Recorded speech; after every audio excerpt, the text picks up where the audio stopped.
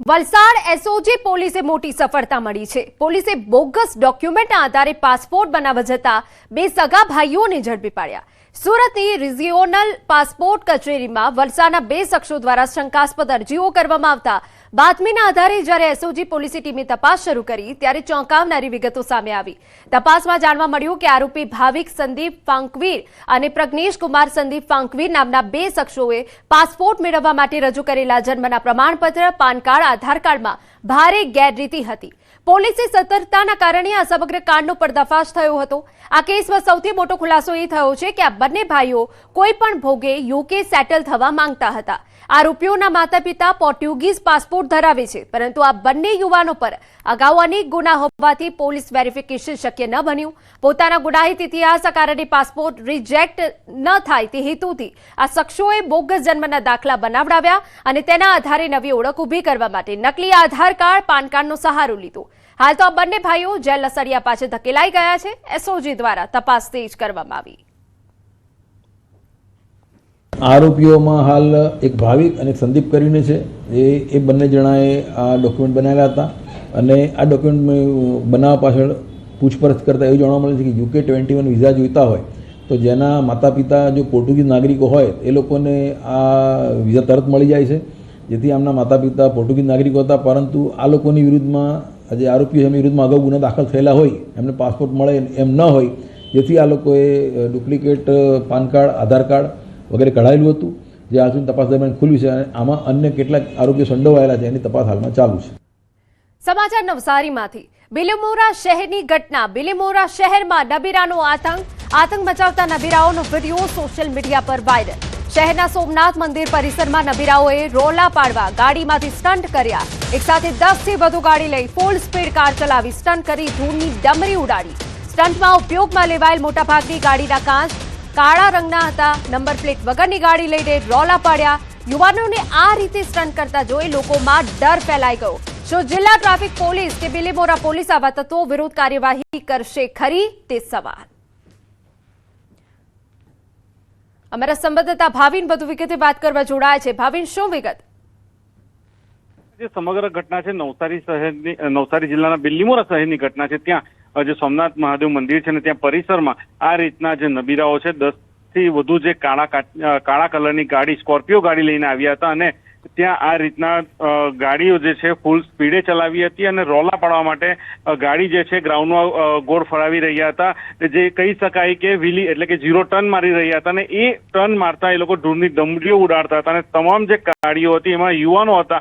અંદાજિત ત્યાં જે હાજર લોકો હતા એમનું કહેવું છે કે 18 વર્ષથી નીચેના પણ લોકો હોઈ શકે છે આ યુવાનો, અને આ રીતના ફૂલ સ્પીડમાં જે ગાડીઓ ચલાવીને શહેરમાંથી જ્યારે પસાર થયા હતા ત્યારે પણ લોકોમાં અને વાહન ચાલકોમાં એક બાજુ ડરનો માહોલ છવાયો હતો। પરંતુ એ સૌથી મોટી વાત એ છે કે હિના આ રીતના જે યુવાનો છે પોતે સોશિયલ મીડિયામાં જે પોતાના જે ફોલોવર્સ છે વધારવા માટે આ પ્રકારના કૃત્ય કરતા હોય છે ને એને ક્યાંક ને ક્યાંક સામાન્ય જે નિર્દોષ લોકો છે એમને પોતાનો જે ભોગ બનવું પડતું હોય છે, જીવ જોખમાય એ રીતના પણ આ સ્ટન્ટ કરી રહ્યા હતા। ત્યારે જે બિલીમોરા પીઆઈ છે એમની સાથે પણ વાત થઈ છે અને એ લોકોને જે યુવાનો છે શોધખોળ કરવાની કાર્યવાહી હાલ પોલીસે ચાલુ કરી દીધી છે, પરંતુ સખત કાર્યવાહી થવી જોઈએ એવી હાલ જે લોકો છે માંગ કરી રહ્યા છે। બિલકુલ, હવે પોલીસ શું કાર્યવાહી કરે છે તેના ઉપર નજર।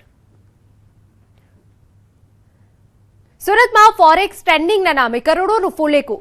સ્વામિનારાયણ સંપ્રદાયના 14 હરિભક્તો સાથે ₹2.05 કરોડની છેતરપિંડી। રોકાણકારોને દર મહિને 4 થી 5% નફાની લાલચ આપીને લાખો રૂપિયા પડાવ્યા।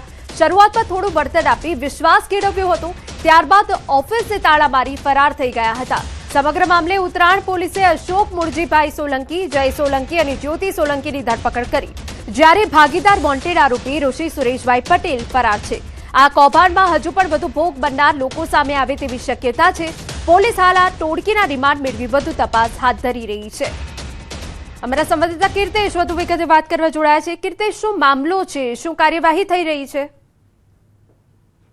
બિલકુલ, સુરતના ઉત્તરાયણ વિસ્તારમાં સુરત ફોરેન ટ્રેડિંગના નામે કરોડો રૂપિયાની છેતરપિંડીનો એક મામલો સામે આવ્યો છે। કહી શકાય સ્વામિનારાયણ સંપ્રદાયના 14 જેટલા હરિભક્તો સાથે 2 કરોડ કરતા વધુની છેતરપિંડી છે। ખાસ કરીને જે આરોપી છે તેના વિરુદ્ધ ઉત્તરાયણ પોલીસમાં ફરિયાદ નોંધવામાં આવી છે। અશોક મુરજી સોલંકી છે કે જે હરિભક્ત આપતો હતો અને સ્વામિનારાયણ સંપ્રદાયમાં આવતા હરિભક્તોને ઊંચા વ્યાજના દર અને આવક આપવાની વાત કરી હતી. પ્રથમ પૈસા રોકાણ કરી 4 થી 5% નફો બી આપ્યો હતો અને ત્યારબાદ તમામ પૈસા લઈ ભાગી છૂટ્યો હતો. જોકે આ સમગ્ર મામલે હરિભક્તો દ્વારા ઉત્તરાયણ પોલીસ મથકમાં ફરિયાદ નોંધાતા અશોક મૂળજી સોલંકી, જય સોલંકી અને જ્યોતિ સોલંકી એમ 3 વ્યક્તિઓ વિરુદ્ધ પોલીસે ગુનો દાખલ કર્યો છે. કહી શકાય કે આ કૌભાંડમાં હજુ બી ઘણા બધા લોકો સામે આવે તેવી શક્યતા છે. ખાસ કરીને જે પ્રકારની છેતરપિંડીનો ગુનો છે તેને લઈને પોલીસે હવે તપાસ હાથ ધરી છે. બિલકુલ, આભાર. સમાચારમાં સમય થયો છે એક વિરામનો.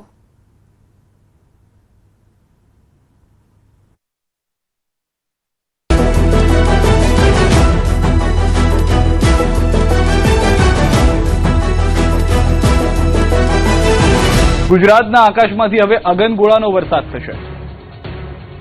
ગુજરાતમાં ફરી એકવાર પ્રચંડ ગરમીનું મોજું ફરી વળશે. માવઠાની આગાહી અને 2 સિસ્ટમના કારણે થોડા દિવસથી ગરમીથી રાહત મળી હતી, પરંતુ ફરી એકવાર માથાફાડ ગરમીમાં શીકાવા તૈયાર થઈ જજો.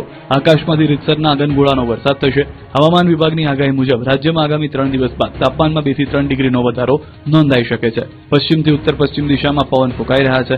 26 એપ્રિલે તાપમાન 40 થી 47 ડિગ્રી સુધી પહોંચવાની શક્યતા છે, જેમાં અમદાવાદમાં મહત્તમ તાપમાન 42 થી 43 ડિગ્રી રહેવાનું અનુમાન છે. ત્યારે દરિયાકાંઠાના વિસ્તારોમાં તાપમાન 35 થી 40 ડિગ્રી વચ્ચે રહેશે અને ત્યાં ગરમ તેમજ ભેજવાળા પવન ફૂંકાશે. तो उच्चतम तापमान है, अगले 3 दिन तक कोई बड़ा बदलाव नहीं रहेगा और लेकिन उसके आगे ग्रेजुअल धीरे धीरे 2 से 3 डिग्री टेम्परेचर बढ़ते होने का संभावना रहेगा. और जो हमारा तटीय क्षेत्र है इसमें पवन का जो दिशा रहेगा अभी पश्चिम से उत्तर पश्चिम दिशा से पवन चलने का स्थिति रहेगा. ધંધુકામાં યુવાનની હત્યા કરનારાઓની ધરપકડ બાદ તેના ઘર પર થઈ બુલડોઝર વાળી. ધંધુકામાં ભરવાડ યુવાનની હત્યા કરવી હત્યારાઓને ભારે પડી ગઈ. પોલીસે આરોપીની ધરપકડ કરી રિમાન્ડ મેળવી બરાબરના તોડ્યા હતા.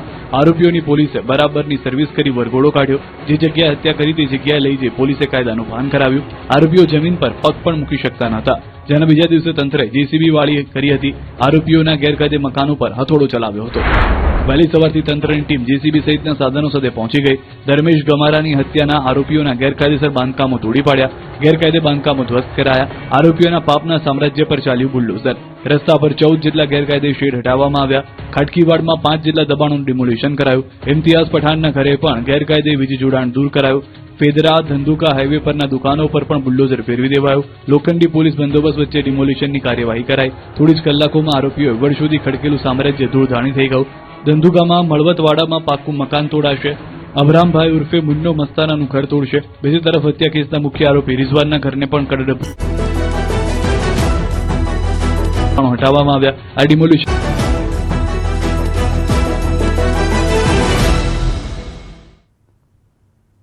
વિરામ બાદ સ્વાગત.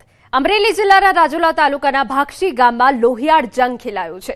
અહીં જૂની અદાવતમાં એક યુવાન પર થયેલા હુમલાએ હવે હત્યાનું સ્વરૂપ લીધું છે. સારવાર દરમિયાન યુવાનનું મોત નીપજતા પોલીસે ગુનાની ગંભીરતા જોઈ હત્યાની કલમો હેઠળ તપાસ તેજ કરી. પોલીસે ગણતરીના કલાકોમાં મુખ્ય આરોપી સહિત 3ની અટકાયત કરી લીધી. પોલીસ તપાસમાં બહાર આવ્યું છે કે આ હુમલા પાછળ પારિવારિક વિખવાદ જવાબદાર હતો. આરોપી નરસિંહ સોલંકીએ પોતાના